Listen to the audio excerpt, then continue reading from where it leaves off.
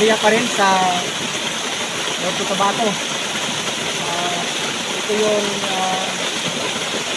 creek flowing para waterfalls doon pababa. So formation nito nag-liter wide.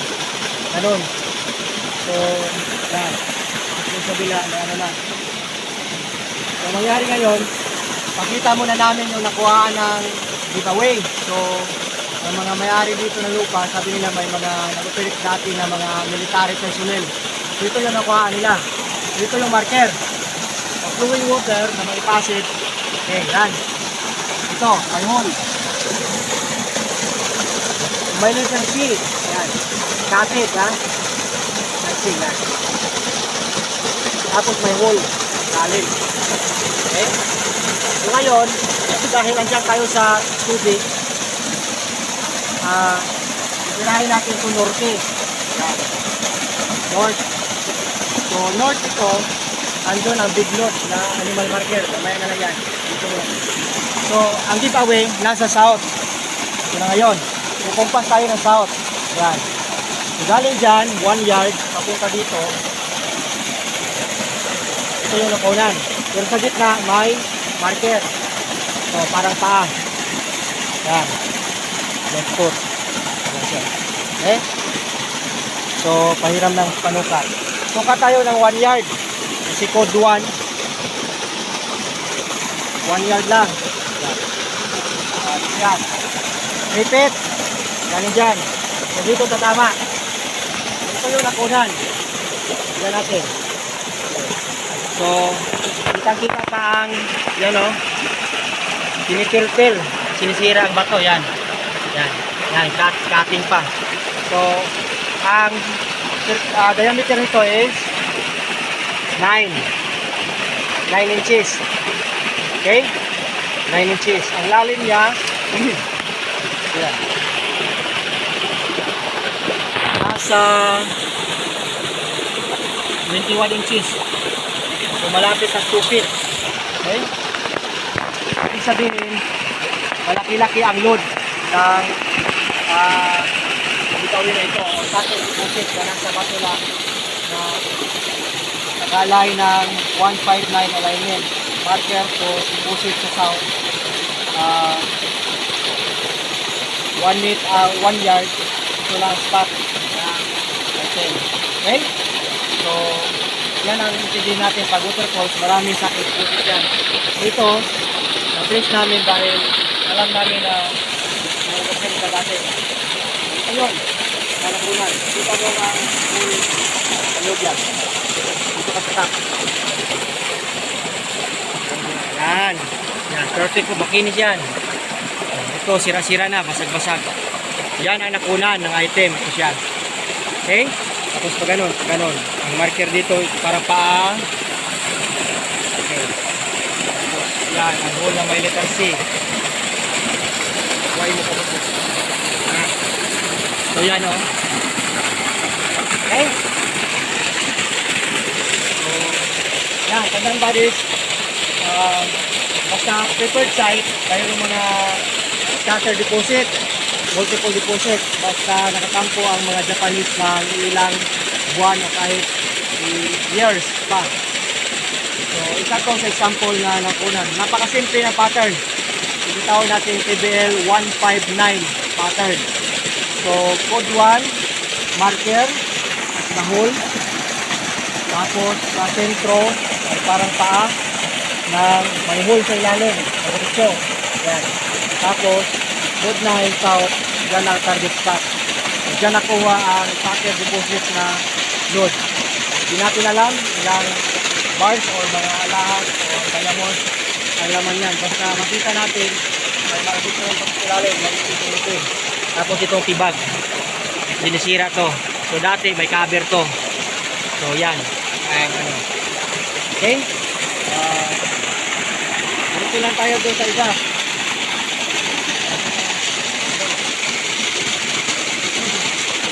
Ayan, ganaw ko yan. Ito lang. Ito naman ito natin. So ngayon. So galing doon sa nakuna ng soccer load,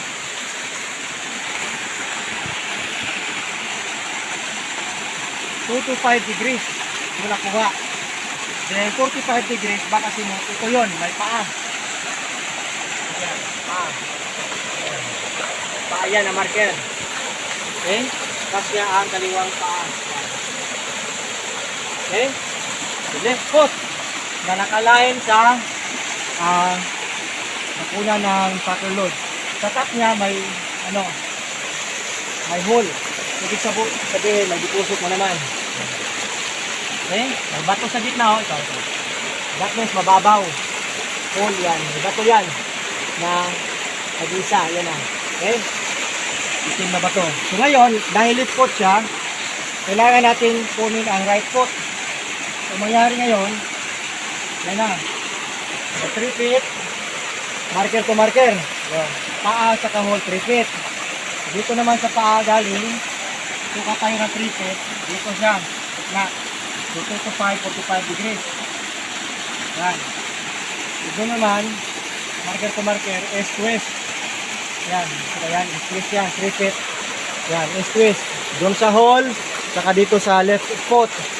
Dito naman sa left foot, suka tayo ng 2 to 5, foot 2. Dahil tao to eh. Paa ng tao na marker, pero bato lang. 3 feet na naman, dito titira. Tapos, sa kabila, may bintana. Siya. Yan. Ha? Sa isang sukat, 6 inches. So, marker siya. So, galing dyan sa left foot, yung kabandayan. Yan. Dapat may right foot. So, left foot dito, dito right foot. Yan. So, nangyari, nakukuha na naman to nila. Dati. So, ito yun. Tingnan mo ang hukay. Maliit lang siya, pero hard formation. Makilit to.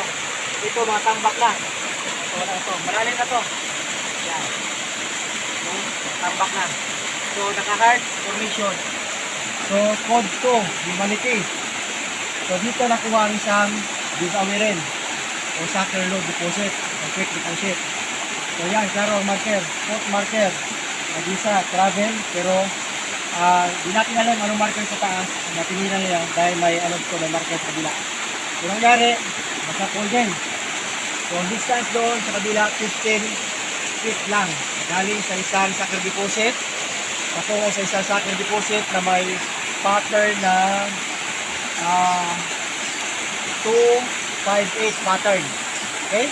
258 pattern. So, ito na yun. Nakuha na rin. Goodbye. Okay. Kung galing naman dito, kukuha tayo ng malaking target. Ito hindi pa nila nakuha dahil malaki. So, dito, south to. Okay. So, ang pattern natin is 159. Papunta doon, dyan ang big load. Tapos may animal marker. Dito ba tayo ng ganun lang kapundo ko yan. Ikuha. Yung animal marker na yan, may marker pa dyan sa kabila na hole. Saka may triangle. Kanaw ka eh? Ha? Kanaw pa ta? Kanaw pa.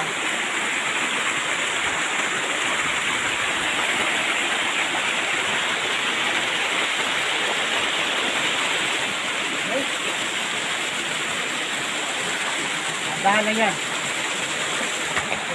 Ito na ngayon. Itong bato na to, nasa view ka. Yan. May dalawang hole. So, ito na yun ang north side galing sa mga giveaway. So, ito na another, ganito yun eh, creek. Holes, letter Y, pag ganon. So, mga soccer load doon. Then sa baba, may na-press na rin tayo na nakuhaan din ng isa. Pero may big load. So, dito tayo focus. Ayun. Itong araw na to, winter dyan. Ang araw naman na to, ito. Ayan. So makita natin to. So tinatawag natin na triangle. Marker, yan. Triangle talaga yan. Klaro yan? So, yan. Ang arawin niya, patungo dito sa target. Okay? So ito naman, itong target na natin ngayon. Magic site. Medyo malalaki-laking load. Isang box. Okay. So ito, pag tingnan natin, dito ka mag-view, makikita tong animal marker na to na may dalawang mata. Okay. So ito, pag-align din dalawang hole patungo sa target.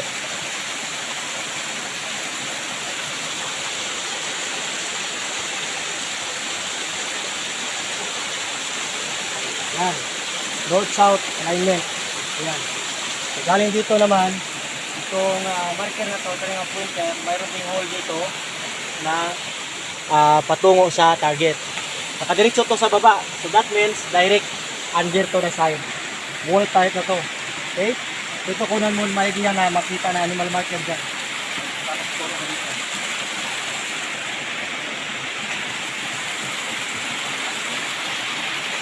Okay, buddies. Yan ang animal marker. Ayun ang humusga anong animal yan na bato. Basta makikita dyan sa load, mag-bird's eye view ka na palingon sa dyan. So dyan ang item sa pinatayuan ni Panto. Ngayon naman, ito bakit tayo dito? Ito yung tinatawag natin na roll, pare.